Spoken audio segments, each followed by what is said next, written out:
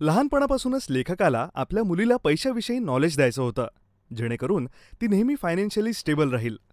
2011 मध्ये जे कॉलिन्सची मुलगी कॉलेजमधून परत आली, तेव्हा ऑथरने आपल्या मुलीला विचारलं, तुला माहिती आहे ना तुला तुझे पैसे कसे मॅनेज करायचे आहेत, कारण लाईफमध्ये पैसा खूप इम्पॉर्टंट असतो. यावर त्यांची मुलगी म्हणाली, हो बाबा, मला माहिती आहे पैसा महत्त्वाचा आहे, पण मला माझ्या आयुष्यात अजून बऱ्याच गोष्टी करायच्या आहेत. मी का फक्त पैशांचाच विचार करत राहू? यावरून लेखकाला रिअलाईज झालं की त्यांनी त्यांचे सर्व फायनान्शियल नॉलेज आपल्या मुलीसाठी लिखित स्वरूपात लिहायला हवं, जेणेकरून जरी उद्या ते या जगात नसले तरी त्यांची मुलगी ही प्रोसेस फॉलो करून फायनान्शियली इंडिपेंडंट राहील.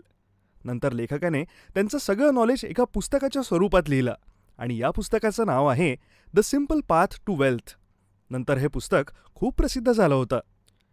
लेखकांनी आपल्याला फायनान्शियल फ्रीडम कसं मिळू शकतं हे सांगितलं आहे आणि आज आपण या व्हिडिओमध्ये त्यांच्या पुस्तकाबद्दल बोलणार आहोत.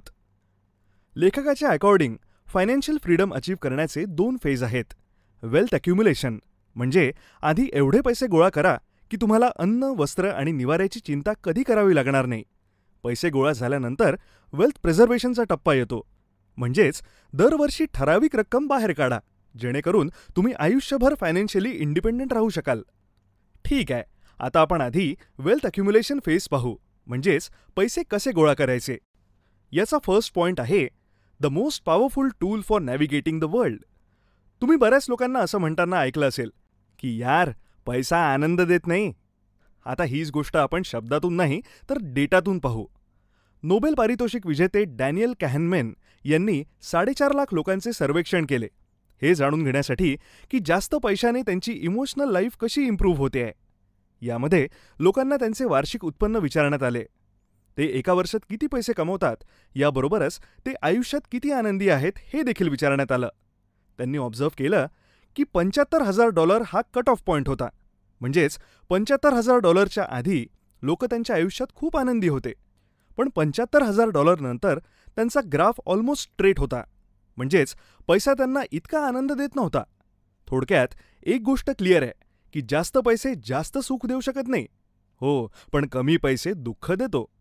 म्हणूनच पैशाचा आदर करा. And damn the people who say पैसा काहीच नसतो. The most dangerous obstacle to building wealth, debt. लेखक म्हणतात, बिझनेसमॅन खूप कर्ज घेतो, जेणेकरून तो ते पैसे गुंतवून अधिक पैसे कमवू शकेल.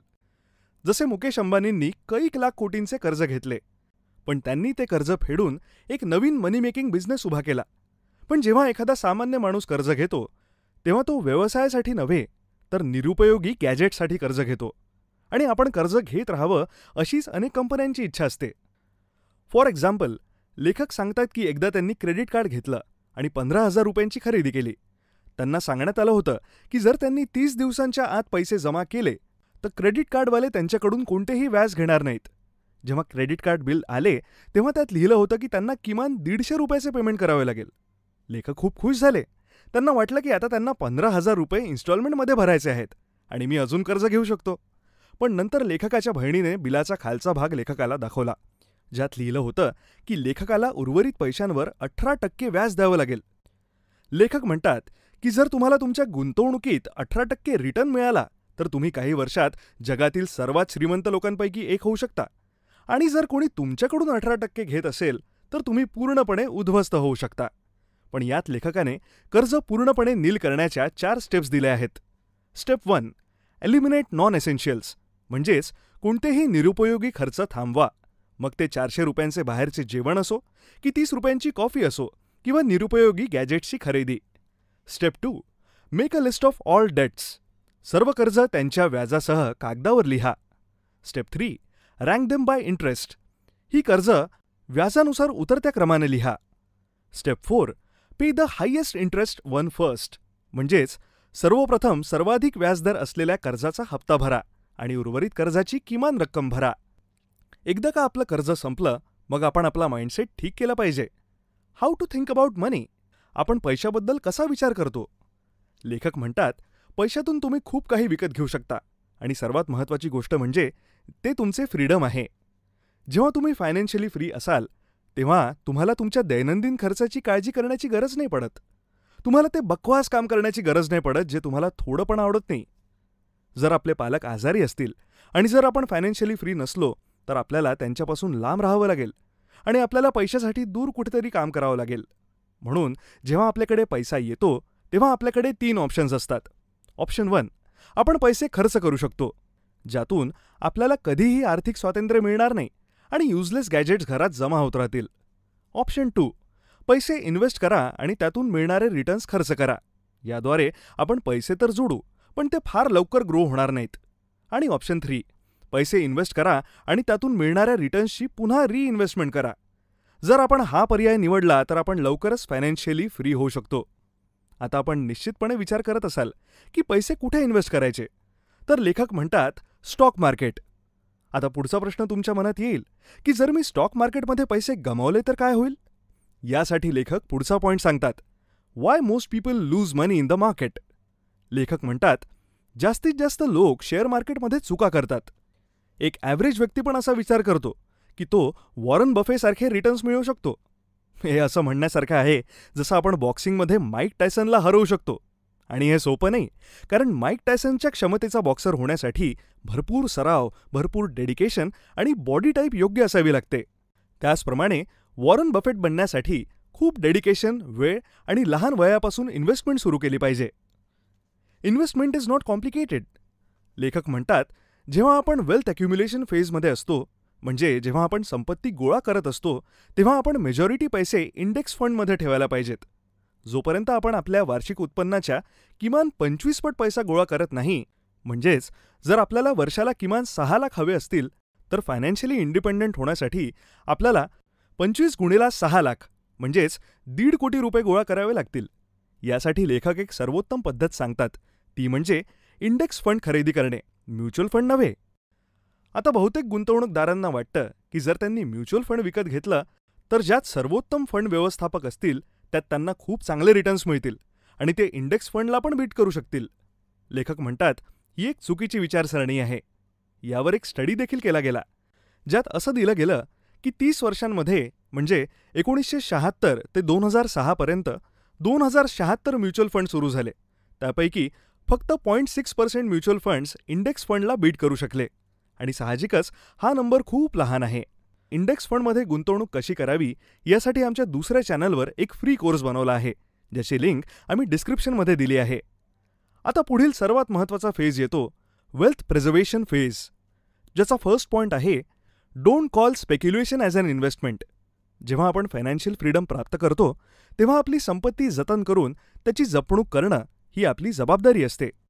कारण आपल्यापैकी बहुतेक लोक मध्यमवर्गीय आहेत. म्हणून जर आपण काहीतरी महाग गोष्टी खरेदी केली तर आपलं शरीर आपल्याला सिग्नल पाठवेल की आपण पैसे खर्च करत आहोत.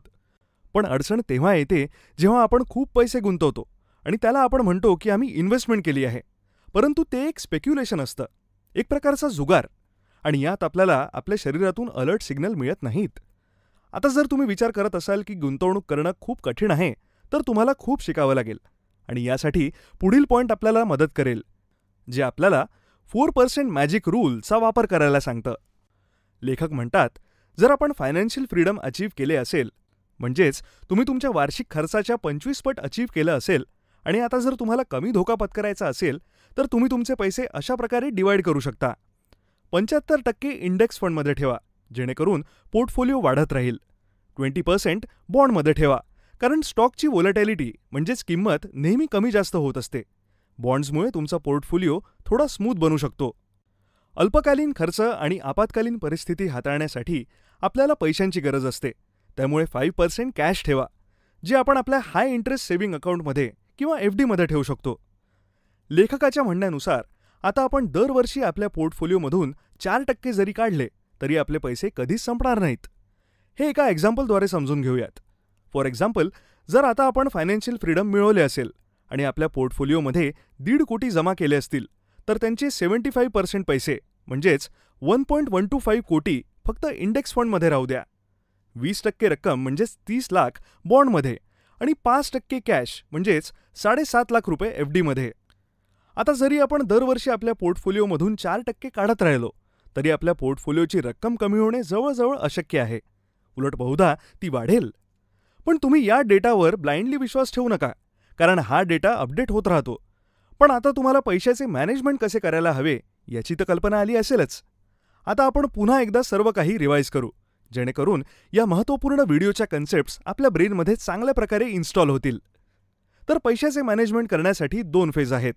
एक आहे मनी अक्युम्युलेशन फेज, म्हणजेच पैसे गोळा करा, आणि दुसरा आहे मनी प्रिझर्वेशन फेज, म्हणजेच पैसे वाचवा.